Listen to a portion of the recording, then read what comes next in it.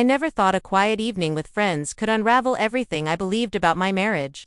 It was supposed to be just another ordinary night, a simple dinner at home with my husband, James, and his best friend Ethan. But what happened that night made me question more than I ever expected. I'm 35 and have been married to James for nearly a decade. Like most couples, we've had our ups and downs, but I always felt we were solid, comfortable. Even Ethan has been a constant in our lives for years. He's the type of friend who always knows when to show up with a joke or a sympathetic ear. His presence had always been reassuring. But that evening felt different from the start. James suggested a casual dinner, just the three of us, with good food and some wine. I didn't think much of it. But when Ethan arrived, something about his demeanor felt off. Maybe it was the way he looked at me, or how his hug lingered a bit longer than usual. I tried to shrug it off as nothing. The evening began smoothly. The house was filled with laughter as James and Ethan reminisced. I stayed busy in the kitchen, but I kept catching Ethan watching me. Every time our eyes met, there was something unspoken in his gaze, a flicker I couldn't ignore. James and Ethan had always been close, like brothers. I'd often let them talk while I prepped dinner. It gave me time to think. But that night, the air between us felt heavier, charged with something I couldn't quite name. At dinner, Ethan kept stealing glances at me, intense, lingering looks that made me feel uneasy. It wasn't my imagination. Something had changed. Later, we moved into the living room. James was relaxed and talkative, but I couldn't concentrate. Ethan sat too close, and the way he spoke to MIT felt personal, almost intimate. The atmosphere shifted again when James stepped out to take a phone call. That's when Ethan's whole demeanor changed. His playful tone disappeared, replaced by something more serious. "There's something different about you tonight," he said quietly. I tried to laugh it off, but his eyes were locked on mine. "You seem more alive," he added. His words felt heavy, like they carried more meaning than he was letting on.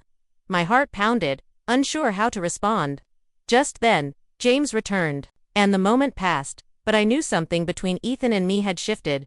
That night, lying in bed beside James, I couldn't stop replaying what had happened. Ethan's words, his look, it all left me confused and unsettled. I didn't realize that night was only the beginning of something far more complicated in the days that followed.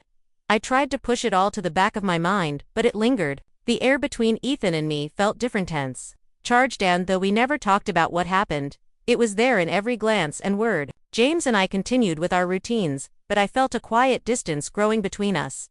He hadn't changed, but I had. I was starting to see cracks I'd ignored for years. Ethan continued to visit, just as he always had, but now, I noticed everything: his glances, his tone, the way he smiled at me like he knew something I didn't want to admit to myself. One evening, as I cleaned up after dinner, I overheard him say to James, "You know, I've always admired how you two stuck it out. It's not easy." James responded casually, but Ethan added, "Yeah, but don't you ever wonder if there's more to love, to life?" His words sent a chill through me. Was he just making conversation, or was there something deeper behind those words? The tension only grew. I couldn't keep pretending nothing had changed. One Saturday, James had to step out for a while, leaving me alone with Ethan. We sat in silence until he finally said, "You've been avoiding me." I denied it, but he knew the truth. "This is complicated," he said gently, "but you don't have to figure it out alone." I admitted I didn't know what was happening anymore. I felt lost, like I'd lost control of everything. Ethan reached out and placed his hand on mine. "What happened between us wasn't a mistake," he said, "but don't do anything out of guilt. You owe it to yourself to be honest about what you want." I looked at our hands and felt torn between the life I'd built with James and the confusing connection I felt with Ethan.